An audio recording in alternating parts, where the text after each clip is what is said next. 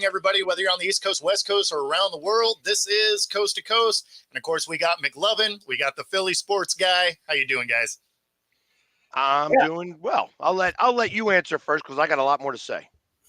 Oh yeah, no, hey, I appreciate it. No, hey, I just want to say the Astros are doing well, Bo. We're back in first place, 4 games, I think, over the Mariners. You are. And the last thing I wanted to say is rest in peace, Phil Donahue. My mother watched the hell out of him growing up, and unfortunately, I had to as well. But he passed away, unfortunately, and I just want to say rest in peace. What was he, like 90? 88. I don't know, man. He had to be. Yeah, I mean, that makes total sense because I mean that dude was old the entire time I've been alive. Yeah, he had gray hair on every damn episode I ever saw. So yeah, exactly. How's it going, Wayne? So, in my case, I was busy this weekend. I was at the first ever SportsCon, Fanatics Fan Fest, and it was an interesting event. Obviously, a lot of baseball cards, a lot of wrestling stuff. Like it was kind of cool to see some of the things that you were able to do there with the WWE, and they had every belt for every team. Oh, that's crazy. Across the 4 majors. So it was like kind of cool to see that type of stuff. They had it so that you could actually come out into an entrance of whoever, like through that. So it was like as if you were the wrestler. That's awesome. They had a lot of interactive events. They had like the whole baseball section where you could, see where you could hit off of a tee and it would show you the. Right now they're showing a lot with the trajectory and the bat speed and stuff like that. You can get that all monitored, how fast you could throw a baseball and things of that nature. So we had all that. They had a UCF ring. Oh, nice. Or UFC ring to be able to go in there and kind of like run around for a second and mix it up with your friends. Yeah. Yeah. A whole basketball thing. I was able to see the basketball in-season trophy up close and personal. And then they had they had all of the Super Bowl rings there. I got to see Roger Goodell as I was in union gear. So I was in soccer gear for day one, and he was out on the floor taking pictures with everybody. So I'm walking with them. I was always catching people while they were walking, which is kind of cool because they're stuck there and they're taking pictures, but I get that couple of seconds of time with them. And I'm like, Roger, it's good to see you again, except I'm not in Eagles gear. And he looked at me for a second. Yep. Yeah, I see it. I know who you are. And I'm like, I'm still waiting to borrow that plane. I got to go get something. You know what I mean? So every time I see him, I ask him to borrow the company plane. But that's his way of remembering me. I feel like it's like for sure. Yeah. Like there's nobody else asking to borrow the company plane except me. So was able, I got, you get to see some of how the other half are, you know what I mean? I got to get into the 40-40 club for a minute. And I mean, I went up there to geek out for a little while and stuff like that. Got to meet Gary V, who was, as I got started in doing this, he was one of the biggest influences on how I was going to structure trying to make this a brand. So there was, and listen, Gary V is a very interesting guy in general and stuff like that. Some of his stuff is a little fluffy. I don't want to think that he was everything to do with what I was doing, but he definitely had a significant role to play at the time of me starting this on how to be able to scale this and grow this. So it was like very awesome to be able to meet and spend 20 seconds of time with him. You know what I mean? Just just telling him my story, and like, I didn't, when you're doing the story, like when you're talking to somebody, you don't really see their reaction right away. So the fact that I was able to get it all on camera, and then when I told him, I'm like, here, I'm dressed up in sports gear, all these sports people here, and I'm here to see you. kind of caught him off guard. Like you could just tell. Yeah, I noticed that because I watched it on Facebook. It was just a very real moment from Yeah. me to him because he was very influential in being able to get me started. And that was like that made the trip all worth it. You know what I mean? It's like I didn't get to see Allen Iverson. I didn't get to see Maxie. They were like Julius Erving. I got to, so what's up, Jay? Like the Jay-Z. You know what I mean? Sure. Obviously, I was the only one with face paint in the club. So I got to imagine at one point, anybody who went in there, because I also saw, so I'm painted up in Sixers gear, and I see Michael Irvin, who's all dressed up, to the nines. And I'm like, hey, Michael, it's good to see you again. You probably don't recognize me when I'm not in Eagles gear. And he's like, I got it. I see it. I see it now. And we talked for like 10 seconds. I'm like, you look great, Michael. I'm happy to see you here. You know what I mean? It was just kind of like that. Tiki Barber, same situation. I did a shout out for a buddy of mine, Sneaky G, big Giants fan, and they used to have a big tiff with each other. So I was like, hey, I hate the Giants, but I'm doing this for my buddy Sneaky G. He's like, oh, you're Sneaky G fan? Like I know Sneaky, stuff like that. And in the meantime, I'm like, yeah, go Birds. You know what I mean? But I mean, it's dead to you. They put me on. They had me on WFAN radio for about 30 minutes up there, which was really awesome as well.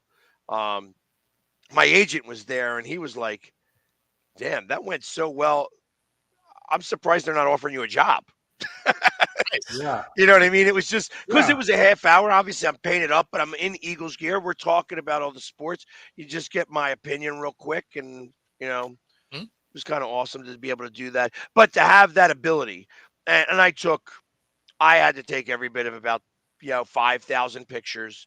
I've did a great video in Eagles gear with the George Halas Trophy and the Vince Lombardi Trophy. That has, it is now officially really viral. It's got over 1.5 million views. Awesome. So it was just like, I'm like, oh, that's sweet. That's sweet. You know what I mean? And the photo dump I do later is going to be really kind of cool. Of course, and just in case anybody wanted to know or not, I did not win the grand prize. Somebody, it was what? That's crazy. Well, I mean, as far as being the best super fan there, I was that. Okay, I was about to say.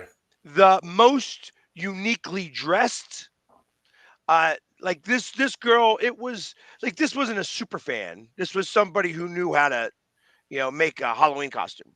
And so she came in as a Bills fan with the table, like the table was part of the thing where she's holding it up and it looks like her legs are going through the table. I mean, that's kind of awesome though. It was a good costume. It's gonna be hell to try to get to the front door, but yeah. But exactly, you're not getting through the front door. You know what I mean? You're not bringing that. You're not wearing that anywhere. No, except to this event. Sure. And that's so now I understand for next year.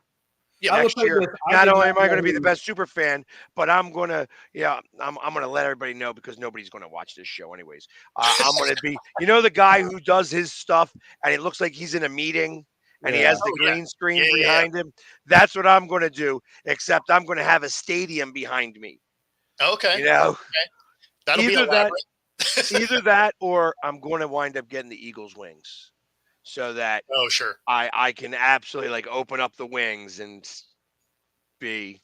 I would say go that route because that would be pretty sweet. Well, so would it would look ridiculous. All the pictures that I would take because you'd set it up so that people could actually come into the stadium to take a picture with a stadium full of people behind you. Like it would look ridiculous and be difficult to walk around in. Yes. Did you imagine that? I'm so sorry. I didn't mean to take out half of the front row. My bad. Right. Hey, but what's interesting though is I saw your Gary V video on Facebook, and I had no idea honestly who he was.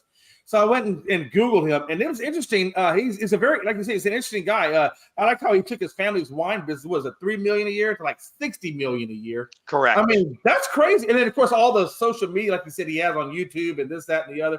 And anyways, it's cool that you got to meet your inspiration for how you got to where you are. That is Yeah, cool. and you know what? It's one of those things that again, got very lucky that it happened because he was leaving one spot.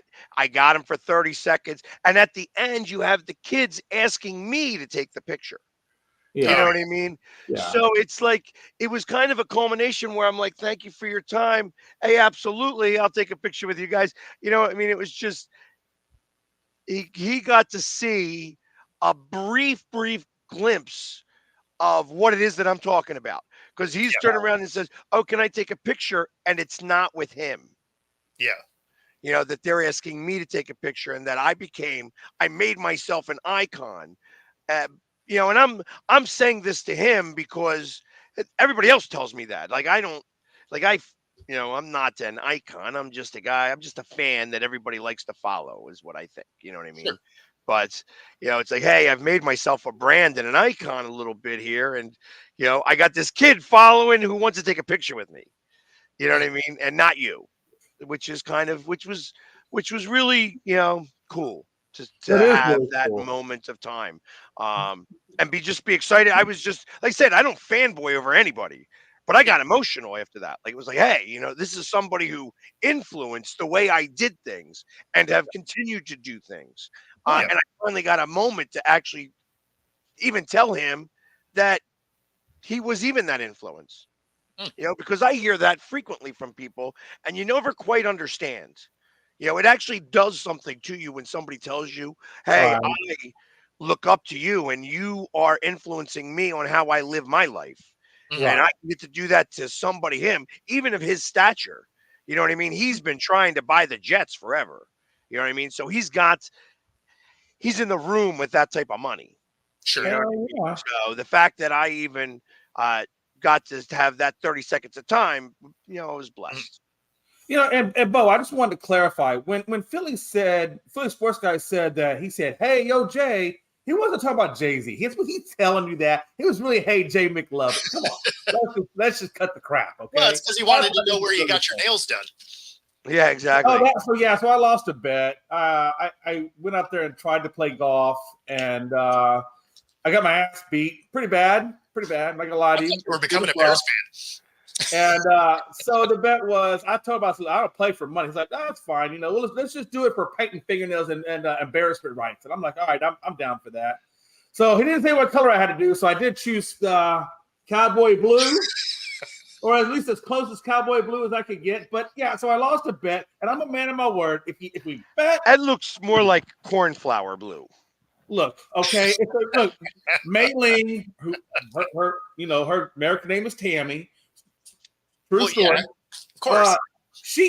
I asked her. I showed her a cowboy. That's as close as she had, Pags. Close as I had. So I do what I had to do. At least it's Okay, blue. whatever. So the fact that you're wearing Oiler blue, and you tried to be Cowboys is hysterical to me. Look, it's as close as they had. Okay, damn it. I mean, I feel like that's lies because I'm married to somebody that gets her nails done.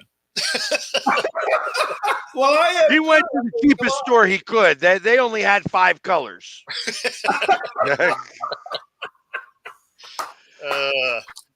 So it was an elementary school. I got you. Oh man. So there, and there you have it. All right. That was a great follow-up. That was a great follow-up to my story. Hey, like, I just met one of my influences, and I got my nails done. And that's the kind of stuff we cover on this show. But at least people are tuning in. We have our buddy from Italy. We got my mom chiming in.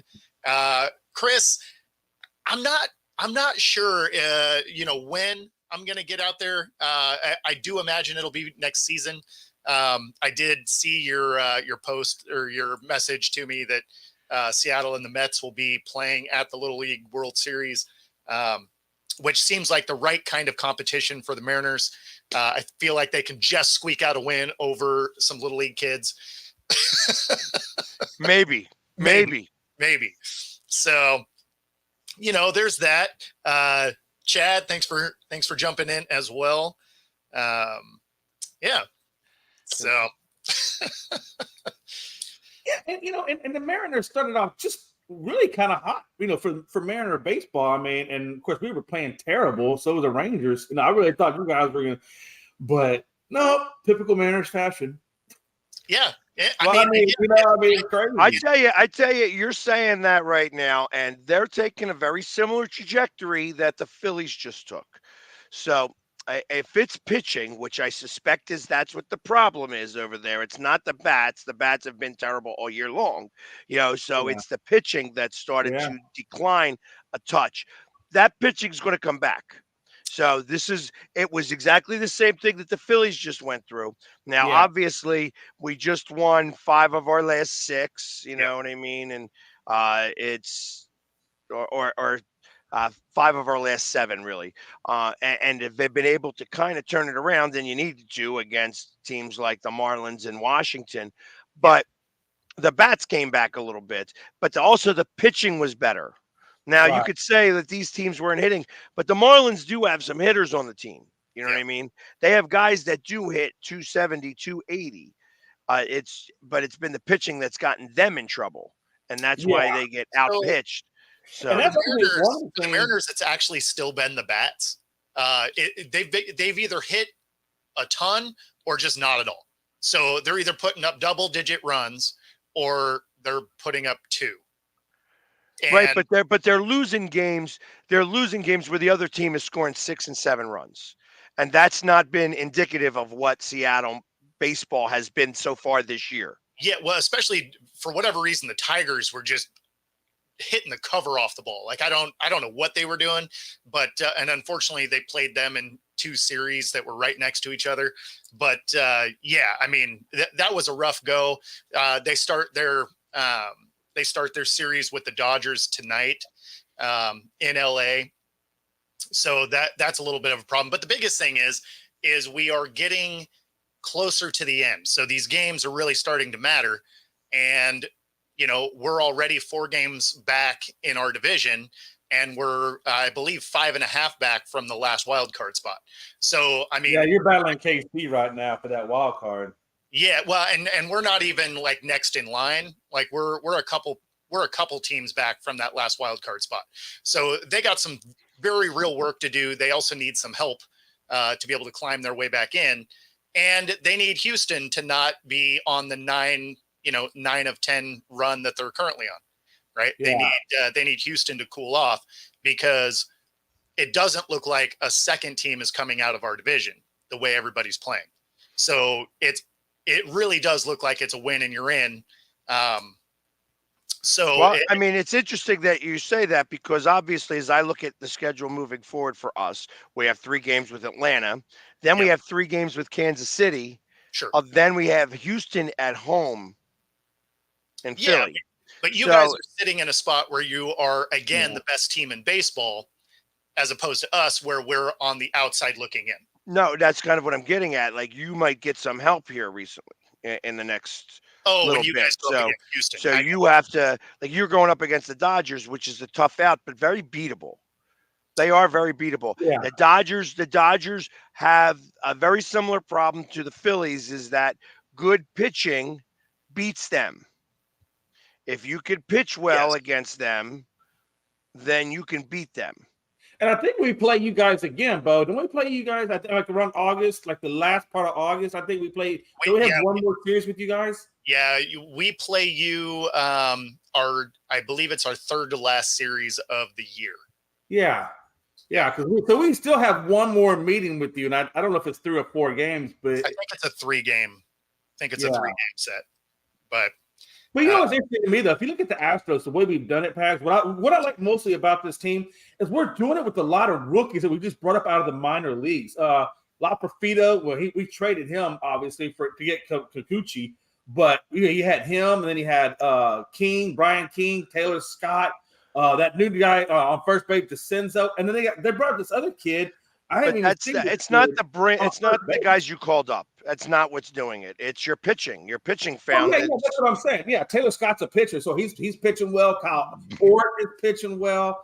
Hunter Brown. I mean, all these guys are. I mean, finally we're getting picked because we didn't have that at the beginning of the season. That's why we sucked so bad. Is our pitching was horrible, but now it's kind of rounding out. Obviously, Blanco having him doing as well as he's doing right now is helping out. But we still got Verlander coming back, hopefully within the next month. But I don't know, man. Good things are up, but Phillies are still the Phillies. Baltimore is out there. I mean, there's a lot of damn good teams out there right now that are Tampa Bay Rays. I mean, they kicked the crap out of us when we played them not that long ago. Well, the Rays are in the division with the Red Sox and Toronto and New York and Baltimore. So they're used to the tough competition. And I think when they beat up each other so frequently, then when somebody comes, when you have to go to their house, it's always a lot harder. Oh, you know what I mean? So if you had to go to Tampa, it's going to be a pain in the ass to go, play them.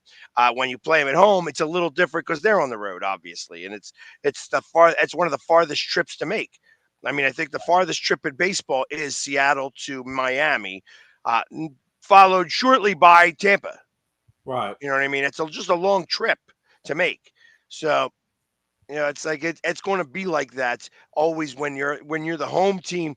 The home teams are always going to typically win those series. Yeah. And listen, you look at the Astros. I think last year, we couldn't win hardly at home. Hell, the whole damn playoff was built on the fact that we couldn't win at home, and that's why I was praying to God. Actually, I really wanted the wild card because then we would have had some away games, but that just didn't work out that way. And if you look at that Texas Rangers series with Houston, I mean, that tells you everything you know about not being able to win at home, right? It was all about winning away. Hell, even the Rangers weren't winning at home during that series. They were winning in Houston. I mean, it's incredible. But look at the Cleveland Guardians. I mean, I got to give them respect, man. I mean, I did not see this coming out of them, the blue playing as well as they're playing. Yeah, I thought they were going to be a solid team. But I thought they'd be a solid, but not. They got the best record in baseball, unless it's changed since the last time I looked at it. It has. The Phillies took that back over. Did they take it back over? Okay. Yeah. Okay. Now it's by a game, but okay. Oh, really? The Phillies are the best team in baseball again? Yeah. Oh, wow! I didn't realize that the Braves have lost that much. Yeah. So everybody else is one game back. So there's 3 teams tied for that second spot. Wow. Got you. I mean, that just tells you, I love it. I love it when there's really good competitive baseball like what we're seeing right now. I mean, it just makes for a lot more fun when the playoffs hit, Yeah, I mean, you are starting to see some of that separation that you expect to see this time of year, though, where the teams that are contenders are separating themselves from the pretenders, right? So, And that this is the time of year you start to see that. I mean, in the NFL, that's when you start going down the stretch of the last 6-7 games that you really start to see teams kind of separate themselves in their divisions. Similar stuff for baseball is, as you get to the beginning part, the end of August, early September, that's where you start to see those teams kind of get some separation. Yeah, absolutely. You're right. And that's what I like about Houston. I mean, like, we started out so crappy, man, but now we're heating up what I feel we're heating up at the right time. Oh, so no question. Hopefully I'm not putting jinx in there because I am kind of superstitious about that. But I am, man. I'll tell you, I hope you are, but I hope you are jinxing the hell out of them. But yeah, I probably am. Damn it. Hope they go. I'm not going to say nothing. Yeah. I'm not, and I do that every year. I tell myself I'm not going to say nothing. Yep. No, the Mariners are doing the the hashtag that I started years ago, from hope to nope. That's all. I still love that phrase. That is hilarious. Man. And there you have it. Yep. So did you guys watch any football this weekend? Obviously, Pags, you probably didn't because you were running around. But not even a little bit. No, I didn't watch any of that mess. I don't really watch a whole lot of preseason football. I got to be honest with you. I'm usually watching baseball at that point, but I got you. Yeah, so I generally watch because I'm looking for things, right? Yeah. So like I wanted to see how this new kickoff rule was going to play out, because there's elements of it that you don't really think about when they, kind of outlaid the thing, where there's no automatic touchback. Yeah. Like it's a live ball. So in week 1, they were doing the arms out to have it be a touchback, but no one's allowed to move until it hits the ground or you actually collect the ball. So, if you catch it, so there's not the just automatic touchback. You have to actually physically get the ball. And so that was something that was a little bit. It's not when the ball hits the ground. Because I thought about that a little bit, where if they were to kick it right around the 20, right? Because most of the people, then the moment it hits, you could go after that ball. It becomes almost like an onside kick of a different nature. Yeah, so that's the thing, is you're starting to see the kickoff evolve a little bit, because before they were kicking it up and, like they used to, getting it in the landing zone still, obviously, right? But now you're starting to see them kick a little bit lower angle, because it's harder to field a ball that is going to land at, the 18 and skip into you, right? So it's a less sure-handed way to go. Plus, if you land in the target zone there and they don't get it and it goes out the back of the end zone, it's a touchback, but that touchback only comes out to the 20.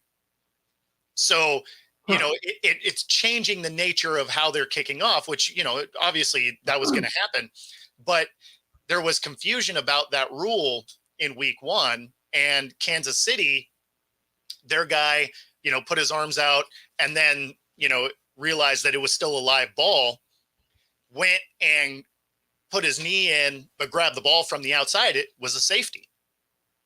Right.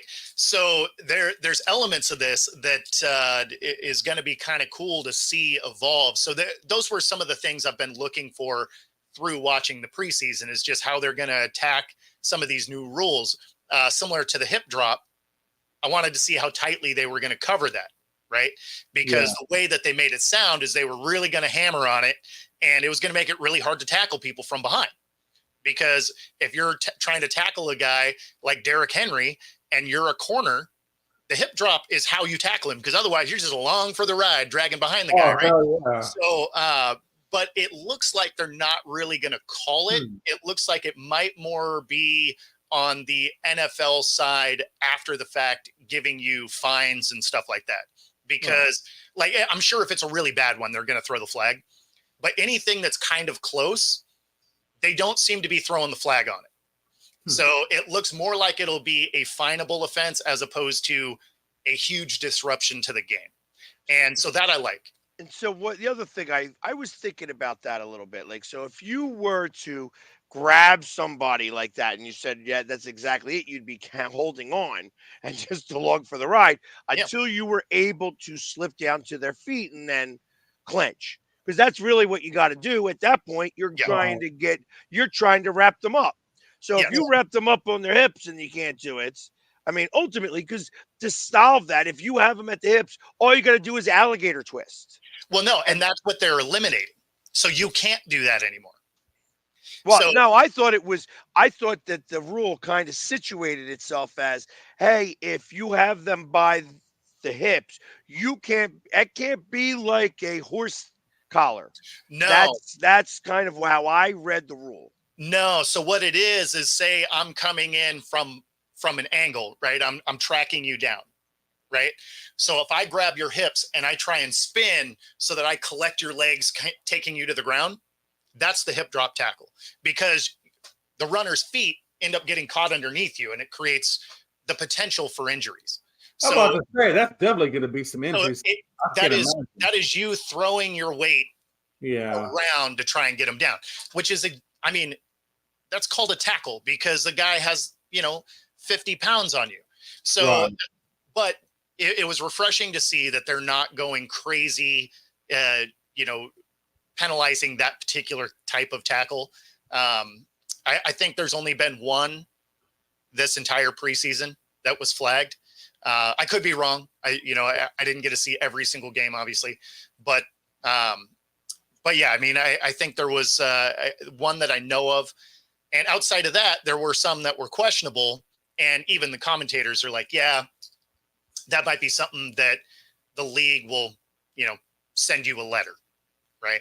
Now it's the preseason, so they're probably not fining you yet, but they're probably going to send you a video of what it is you did and a letter saying, hey, if this happens, moving forward, you're getting whatever the fine is for, whatever they decide that's going to be.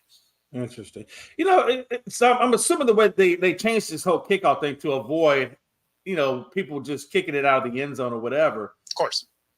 But, if it comes out to just the 20, what would keep them from just using that same tactic and just having you start from the 20? So it doesn't.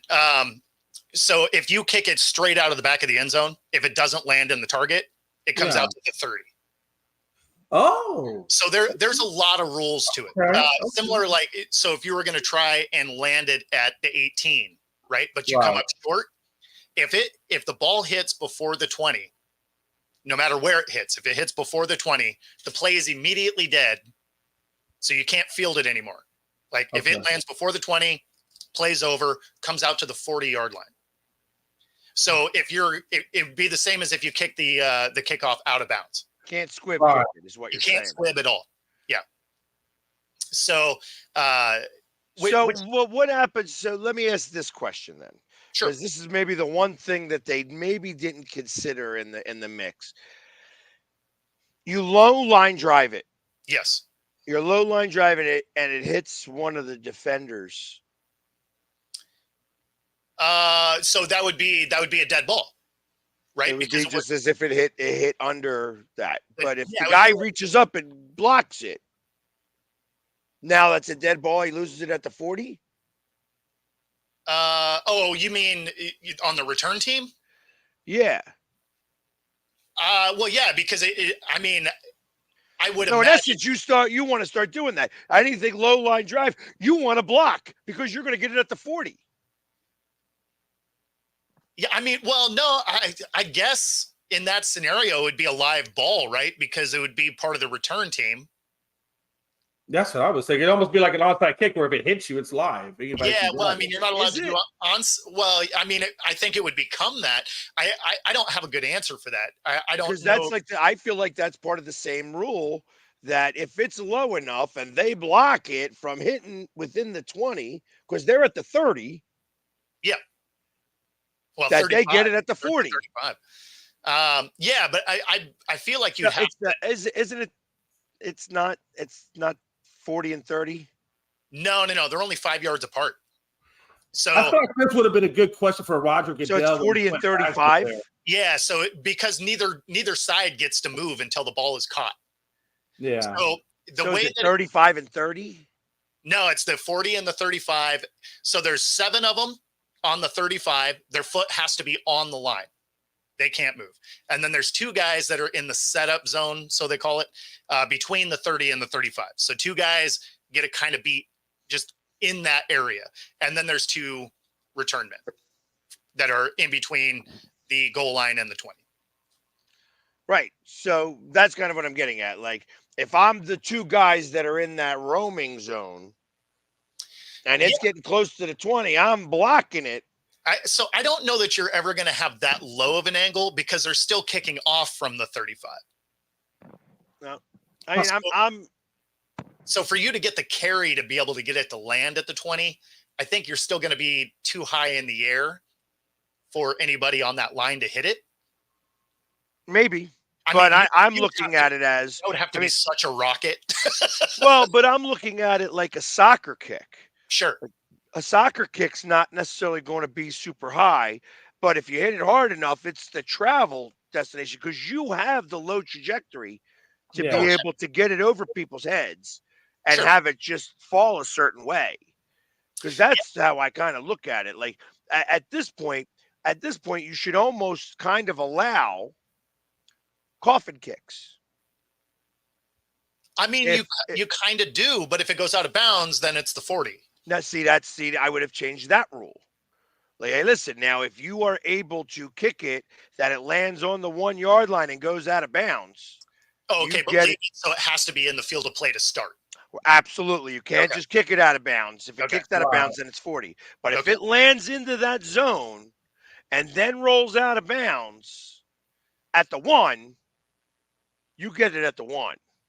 I mean, I'd like that. I think that could be cool. That would be I definitely amazing, think that could actually. be cool. That would make it a hell of a lot more interesting. It would also create a kicker now trying to do that. But you're going to have the guy collecting the ball too. Yeah. You know what I mean? No, So for sure. ultimately, that play comes in at both ends. So if he's out of bounds and catches the ball, he's got his foot on the out of bounds line. That's the That 40. ball's out of bounds. You're at 40. Yeah. But if you're trajectory trying to get it and cough and corner it, and it works, and you get the ball at the 7, you know what I mean? That's where they bet to get it. Like that becomes a good play. Yeah. Yeah, No, for sure. For sure. It Well, and does. that's kind of where the low angle kick, where it's landing in the setup zone or the target zone, is because it's hard to field. And if you don't, and it goes through the back, it comes out to the 20. So, Right. I mean, that's actually a good strategic kick. And so you were starting to see some of those happen, a little bit in week 1, but definitely more of it this last week. And some muffed kicks because you're no longer just waiting for it to catch. Now it's, bouncing somewhere. So you got to catch it off the hop. And that is considerably more difficult being as, they're not round balls. Well, and not only that, but once it touches the ground, it's that becomes live. That is Like live. it's got to touch the ground. If he catches it, then it becomes live the moment he catches it. Correct. But if it touches the ground, it becomes live at that moment. Yes. Not that you have speed burners that can get 15 yards quickly. Right. You know what I mean? It's still going to be like that. But I think that there's going to be a lot more opportunity if done the proper way to be able to get. Because at that point, you could have it at the 18-yard line or 15-yard line where it does one of those bounces and bounces straight up in the air and Absolutely. like hangs in the air. There you have now the opportunity. Like that's putting the spin, like the backspin on the ball the right way and doing all that stuff. And no, I like what this new rule is going to, create, because it makes there actually be some strategy to the play again. So Right. and the other thing is that it's 11 on 10 because the Yes. kicker is so far back. What Yes. happens when it's a windy day? So that actually already happened. So originally they were talking about the potential of having like a practice tee for field goals to be able to hold the ball up. But they already had one where it was blowing the ball off the tee. And so they actually let a 12th man onto the field. And so they hold the ball. And then as soon as it's kicked, they grab the tee, run off the side. So there's actually a 12th man on the field for windy days for that exact reason. Wow, that's interesting. I don't know if I like that, but it's interesting. Well, there's enough hang time that there's no reason for that player to still be on the field by the time the play would be getting down there. Because soon as the kicker kicks it, he's running downfield. Right. So the only thing that holder has to do is snag the tee and run off the side. So, I mean, it should not mess up the timing of the play. And if he does, I mean, I would imagine that's going to be some sort of unsportsmanlike conduct. Too many men on the field. Exactly. Right. Yeah. So it'll be 15 on top of, wherever the dude gets tackled or whatever. Interesting. But, but if he was the reason that somebody didn't score, say they had to dodge him and then he got tackled because he was just in the way, it would remind me a lot of that Tomlin play where he was standing half into the field and he's like, "Oh, I didn't know." And it's like, yeah, I mean, come on, man. But dude didn't score. They didn't give him a score, right? They just added 15 yards onto where he ended up getting tackled. But I mean, Your work. There's the opportunity for something like that to happen, but per the way the rule is written, it's hold the ball, grab the tee, sprint off the side. Got you. So And that by the time the ball lands, you need to be off the field. exactly. Kind of. Yeah, I mean, you got to be probably beyond the numbers at least, right? Like, you're talking about guys that are not exactly the holder's probably the punter, right? Yeah. So we're not talking like the best athlete in the world. So maybe he's not the fastest guy. So he may not necessarily have to be off the field yet, but I mean, you got to be hustling to get off the field by the time that ball lands. Yeah.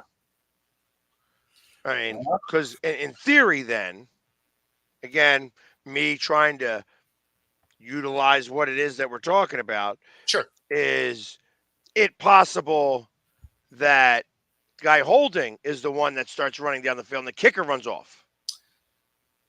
I don't believe so. That is, I mean, again, that rule needs to be figured out pretty quickly, I would think. yeah, I Because would say now you've got that same situation, though, but now you maybe have a better player. I feel like that would be an explicit no, just because Should be. you don't even know if the ball's going to come off the tee, right? Like it has to be the perfect scenario for that to even happen. Because otherwise, it's that back ref that picks the tee up as he runs. They leave the tee out there. Some kid at the end of the play goes and runs and picks it up. Well, I mean, I've seen refs pick them up too, and chuck them. But yeah, I mean, no, I would expect that to be a definite no. I would think so too. But unless, again, here's me acting like Bill Belichick. It doesn't say, so it's not cheating. No, but that's exactly it. You know what I mean? Because then they got to change the rule for that. So, I mean, because it only takes one teammate to exploit it. And it won't happen this year because everybody's too busy trying to figure out the rule to begin with. Exactly. Let alone how to cheat it. Yes. Yeah. Because if you cheat it right away, they change it right away. Yes. Yeah, they do. Well, if you cheat it later on, now you're stuck with the in the rule to the end of the season. Anyway, you got to wait till the season starts because then it's harder to do that. Because once you play with the rule can't change mid-season. Yeah, exactly. And then I give away that kind of stuff in preseason anyway. They're going to keep that stuff for the regular season. Then you start to see like big fans come out, like real big fans to push the ball. I'm serious. I mean, that becomes a little ridiculous, but it's funny. Tornado cannons from the upper deck. But think about Tyreek Hill being the guy who gets to run down the field. Now, Tyreek Hill's not the guy you want tackling anybody. Yeah, that's but if the kicker is the only one that has access to run. Yeah, so yes and no. So they can run, but they can't cross the 50 until it's caught. So it's not like you have this that's in the rule? That is in the rule. Oh, that sucks then. Forget it. Because Yeah. I'm thinking about having a kicker who kicks it high enough in the air and then could also go run down and be the one that jumps up for the ball to catch it. Yeah, no. So you can't. That would be cool too. You can't do that. Fortunately for most kickers, they're not fast enough to do that anyway. But that was part of the rule is they can't pass the 50 until the ball either lands or is caught. And that is for that exact reason. So they don't try and bounce it off the ceiling and they get a run past the two frozen lines, right? And try and catch their own kick. That would be awesome, though. Now imagine that.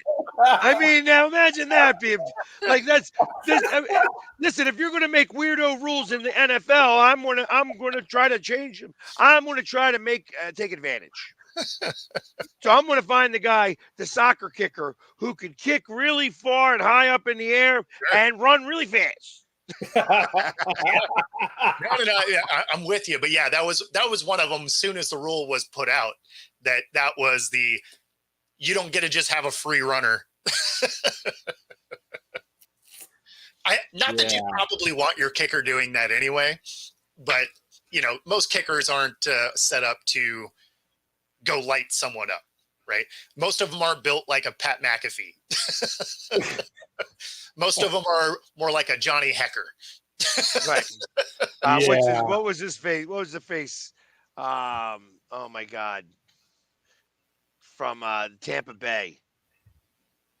He, oh my lord, he was this little itty bitty short little thing. Grammatica.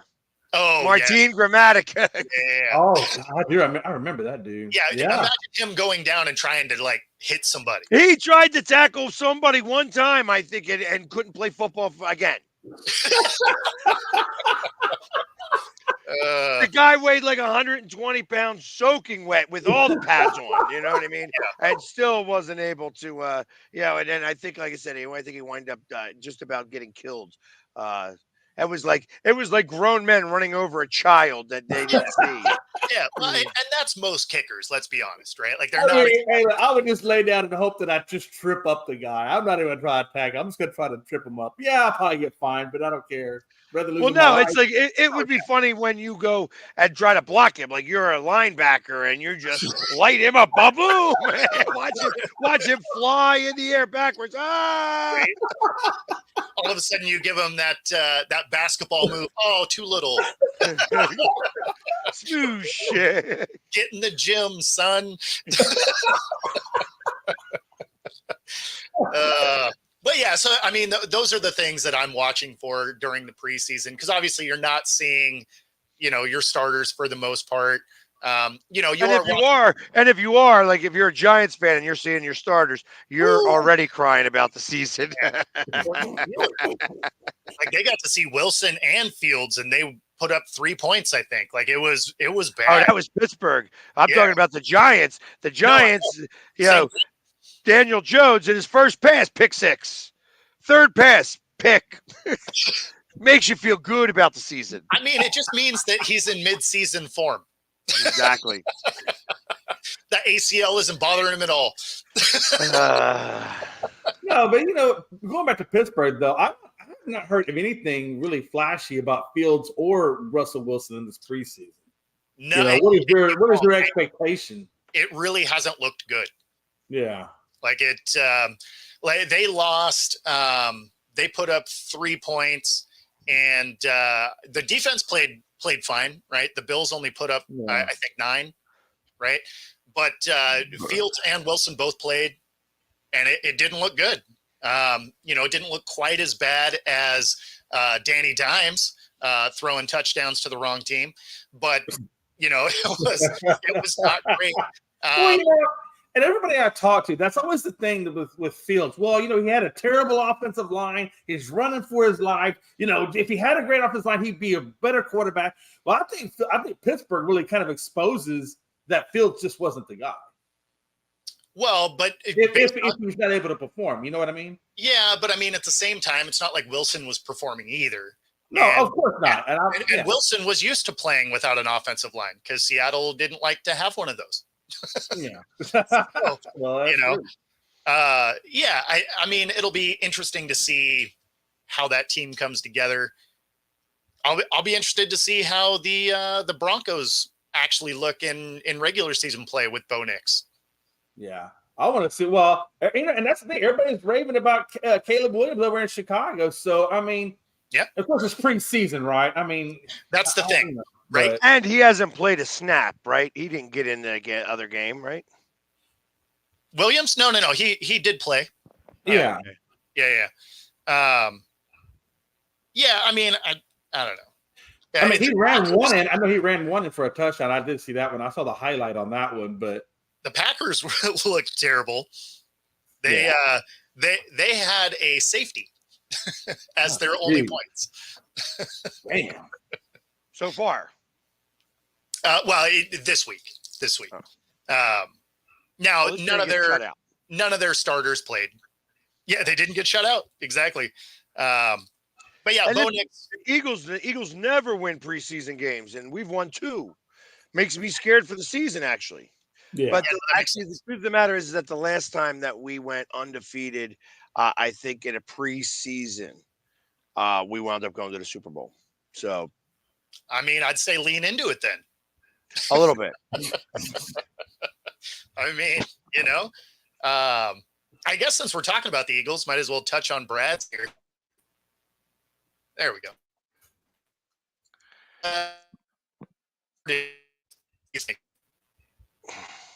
So, I mean, if you're talking to me with that, I think I have the Eagles right now going to the NFC Championship game. Mhm. I believe, me personally, I believe that it will be in Detroit that game will be. Okay. I Okay. think San Francisco. I think San Francisco is going to take a small step back. Mhm. I think that uh, Dallas implodes. Yeah. Oh We're God, going yeah. to Oh yeah. implode this year. Especially since they can't sign anybody, that's got to be a distraction at this point. I think Oh, the absolutely. Packers. I think the Packers are going to try to go on another late season run. Sure. I think that they're going to figure it out with like 7 games left, because that's kind of how the Packers get into the playoffs anymore. Like I Yep. think, and that's happened the last couple of times that Rodgers was there. Yep. He had to do the relax, guys. We're going to get there, and he got to the playoffs with like a 9-7 record at the time. That's just kind of how they do it. They start out stinky and then wind up doing better. But that still leaves a couple of other teams that need to get in the playoffs. I think the 49ers get in. I think the Rams probably get in for weakness around the NFL in general. Yeah. But there's going to be a surprise team somewhere. For sure, And Detroit. I mean, you guys have, that's going to be a team to worry about, I think. See, that whole division is tough though. So like, I mean, that'll the Vikings stink. Oh, yeah, that'll of course. open the door for a team like the Rams or the Seahawks or something like that. Like a 9-win team is getting in. Yeah, the Seahawks ain't going to win 9 games. I hate to tell you. After seeing the practice and then hearing what you were saying, there's no chance. I would, if the over-under was 9 on the Seahawks, I would bet my every penny of worth everything I have of everything on the under. Yeah.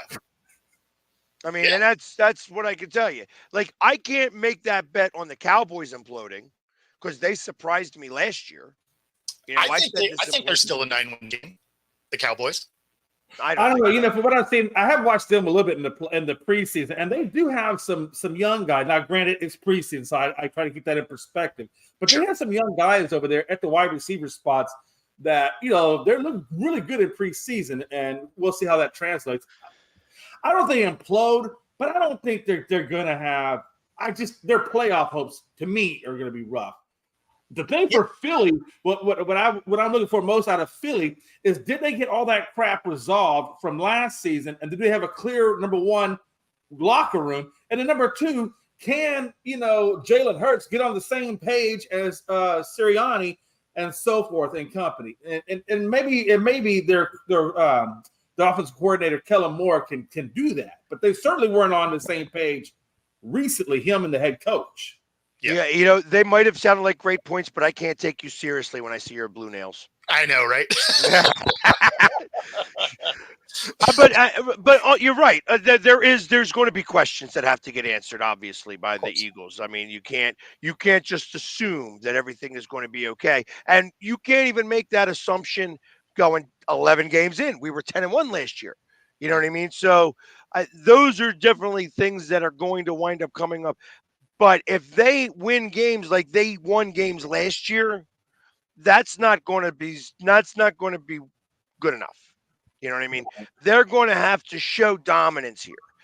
Yep. The thing I think of this year is I give Dak's sack total for the season somewhere in the 30s. Okay. And if he gets sacked 30 plus times, that's double digit. You guys are going to have, and that's what I think. I think it's going to be somewhere around 2 sacks a game.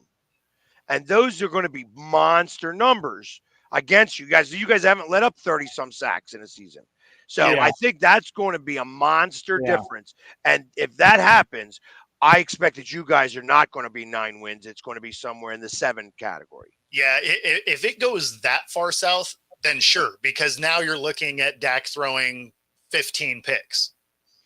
I still think Dak is going to, not only that, but I think he's going to still throw for 5,000 yards.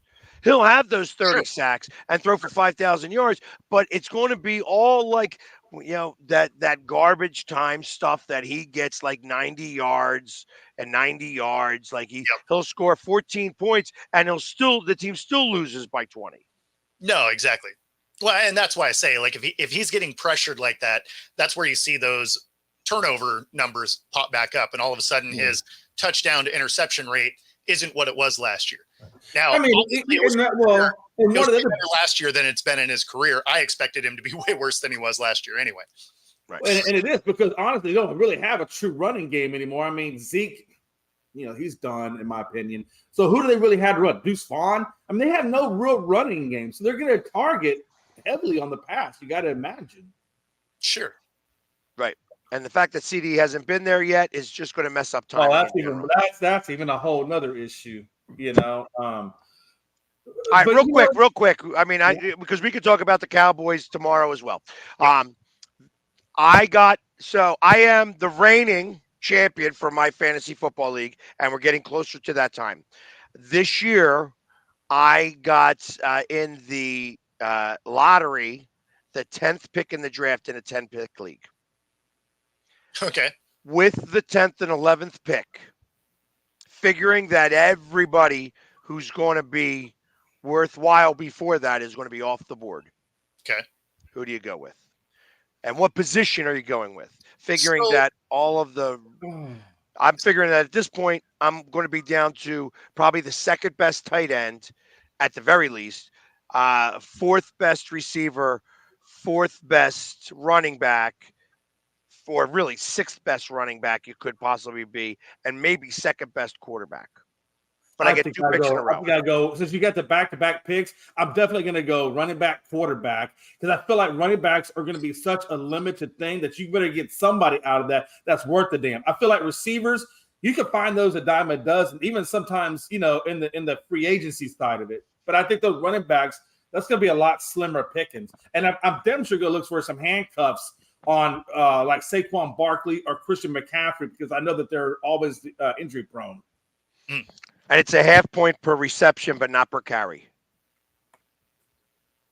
So just to give that heads up, and I just wanted to get an opinion because, I am not a guy who's going to take a quarterback in the first few rounds anyways.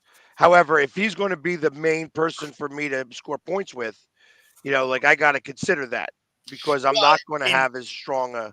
It also depends on who's in the league with you, because some people in those leagues will just at the top take quarterbacks or running backs, receivers, and Kelsey's going to be out of it. You know what I mean? I assume that's for sure. But definitely a first rounder. Like the one I was in last year, like all the quarterbacks went immediately. Yeah, but you must got a lot of points. It must be a quarterback heavy point system. It was a crazy, like, you had defensive players, like there was a ton of guys to draft. And it was also, there were 16 people in this league, and I also went last. And so, I mean, it was a struggle the whole way, but yeah, so, I mean, it just depends on who's in it. 'Cause people have different philosophies when they get in. So it kind of depends. I always kind of look at it as what your best point guys are. And then, if everybody is taking quarterbacks off the board, then, take the best available, receiver, running back, or whatever, depending on how the points come out, because you're already not going to get a good quarterback anyway. Right. So, or conversely, like, you're right, because it does. Receivers are gone. Get that quarterback, because you're like, well, I need a top performer because I'm not going to have one of the other top performers. See, Jalen Hurts fits well into that category for the most part because he does rush for a lot of touchdowns. That kind of makes it a little bit easier in that regard, because it's like getting a running back as well as what have you. Or like Josh Allen is always good because he's involved in 90% of their points. Right. And Robert, we do have there's 2 flex positions, but you can't have 4 of any one position. And we will have to pick this up tomorrow because we are up against it. If you're watching, be sure to like and subscribe. Helps bring our shows to you. If you're on Roku, be sure to hang out for the next hour. And other than that, we will see y'all tomorrow. Yeah.